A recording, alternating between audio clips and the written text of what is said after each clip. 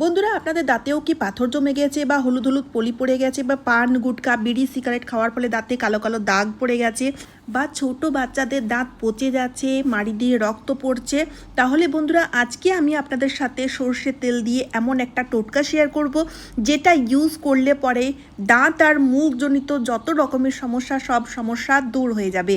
এই টোটকাটি তৈরি করে ইউজ করা খুবই সহজ, তো চলুন ভিডিওটি শুরু করা যাক।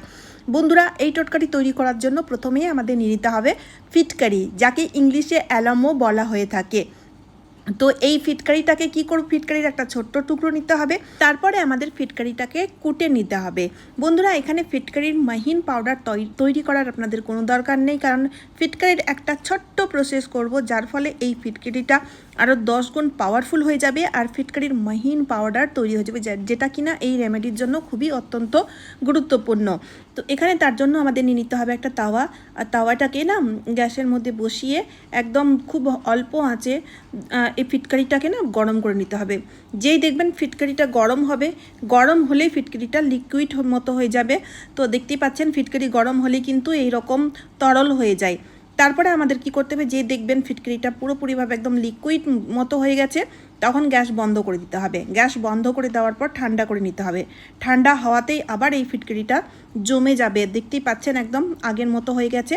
চামচের সাহায্যে বা খুন্তির সাহায্যে এইভাবে এবার আমাদের তুলে নিতে হবে ফিটকারিটাকে তুলে নেওয়ার পরে আবারও এই ফিটকারিটার আমাদের কি করতে হবে, পাউডার তৈরি করতে হবে।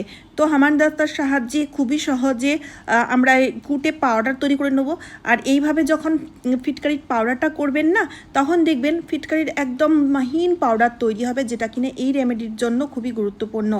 কারণ বন্ধুরা, এই ফিটকারির মহিন পাউডার না হলে আমাদের দাঁত মাজার সময় আমাদের মাড়ি ড্যামেজ হয়ে যাবে, যার ফলে এই ছোট্ট প্রসেসটি আপনাদের করতে হবে।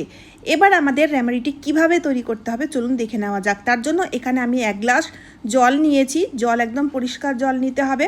আর তারই সাথে নিয়েছি একটা বাটি, আর এই বাটির মধ্যে যে ফিটকারি পাউডার সেইটা আমি রাখলাম। এবার কি করব, এরই মধ্যে থেকে একদম খুবই অল্প পরিমাণে 2-3 চিমটে ফিটকারি পাউডার এই জলের 1 গ্লাস জলটা নিয়েছি না, এই জলের মধ্যে ঢেলে গুলে নিতে হবে।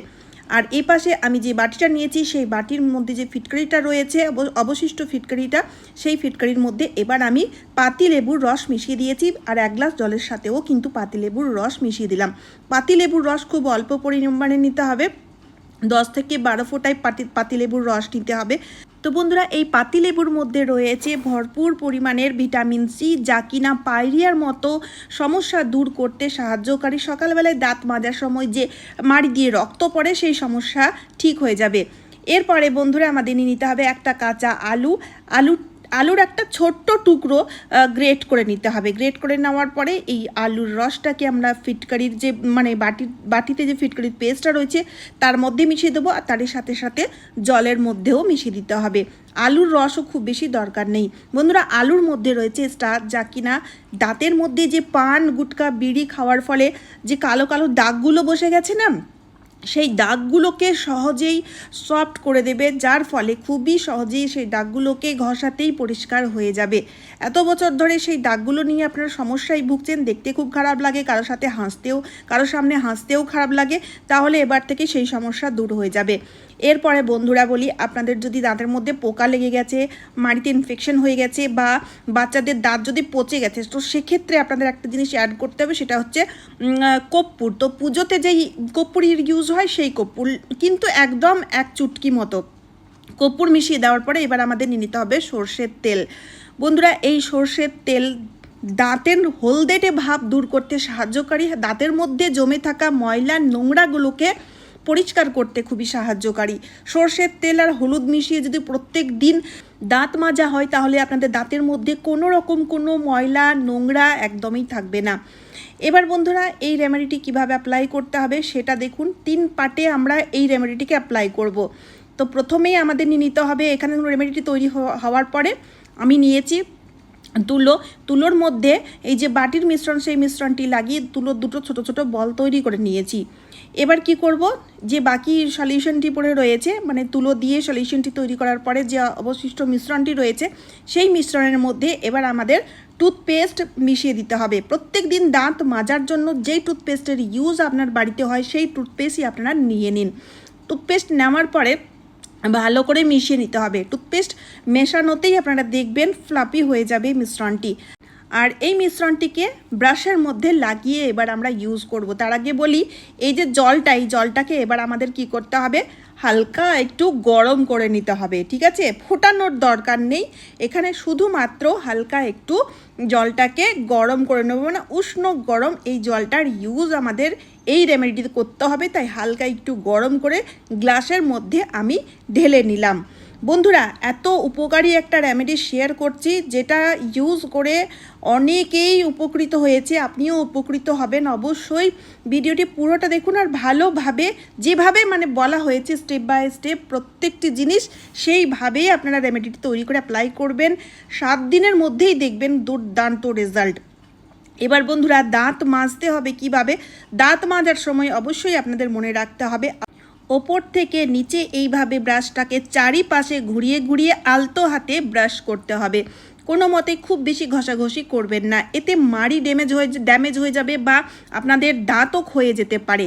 তাই দাঁত মাজার সময় এই জিনিসটি অবশ্যই মাথায় রাখবেন। এবার বলি বন্ধুরা, এই রেমেডিটি আপনাদের কখন কখন অ্যাপ্লাই করতে হবে। টানা 7 দিন অ্যাপ্লাই করতে হবে। আর সকালে একবার ঘুম থেকে ওঠার পরে, রাত্রেবেলায় ঘুমোতে যাওয়ার আগে দিনে 2 বার করে অ্যাপ্লাই করতে হবে, কিন্তু টানা 7 দিন। টানা 7 দিন অ্যাপ্লাই না করলে রেজাল্ট পাওয়া যাবে না।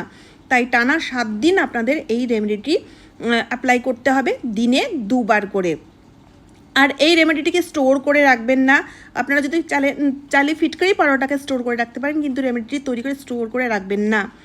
এবার বলি বন্ধুরা, দেখুন আপনারা দেখতেই পাচ্ছেন পোকা লেগে গিয়ে দাঁত একদম খোকলা হয়ে যায়, দাঁতে প্রচণ্ড ব্যথা লাগে। তো সেক্ষেত্রে এই যে তুলো দিয়ে সলিউশনটি তৈরি করেছিলাম, সেই সলিউশনটিকে পোকা লাগা দাঁতের মধ্যে এইভাবে লাগিয়ে দেবেন। লাগিয়ে দেওয়ার পরে 5 থেকে 6 মিনিট মুখ বন্ধ করে রাখতে হবে। এতে দেখবেন বন্ধুরা আপনাদের ইনস্ট্যান্ট দাঁতের ব্যথা কমে যাবে বা পোকা লাগার যে ইনফেকশন সেই সমস্যাও দূর হয়ে যাবে। এবার বলি বন্ধুরা, যে মাউথ ফ্রেশনারটা আমরা তৈরি করেছিলাম সেটাকে আপনাদের প্রত্যেক দিন ইউজ করতে হবে। মুখের মধ্যে নিয়ে কুলি করে 1 থেকে 1.5 মিনিটের জন্য মুখের মধ্যে জলটাকে রেখে কুলি করে ফেলতে হবে। এতে আপনাদের মুখের বাজে দুর্গন্ধ দূর হবে, দাঁতের মধ্যে শিরশিরানির সমস্যা দূর হয়ে যাবে, মাড়ির মধ্যে কোনো রকম ফোলা ভাব রয়েছে, ইনফেকশন রয়েছে, সেই সমস্যাও দূর হবে। তো বন্ধুরা, এই টোটকাটি অবশ্যই আপনারা ট্রাই করবেন, 100% রেজাল্ট পাবেন। তো চলুন বন্ধুরা, আজকের মতো এই পর্যন্ত। আশা করছি এই টোটকাটি আপনাদের প্রত্যেকেরই খুব কাজে দেবে, তাই ভিডিওটি শেয়ার করতে ভুলবেন না। তারই সাথে সাথে চ্যানেলটিকে সাবস্ক্রাইব করে অবশ্যই আমার পাশে থাকবেন। তো চলুন, আবারও দেখা হচ্ছে অন্য কোনো নতুন ভিডিওতে। আপনারা সবাই খুব ভালো আর সুস্থ থাকবেন। টাটা বন্ধুরা।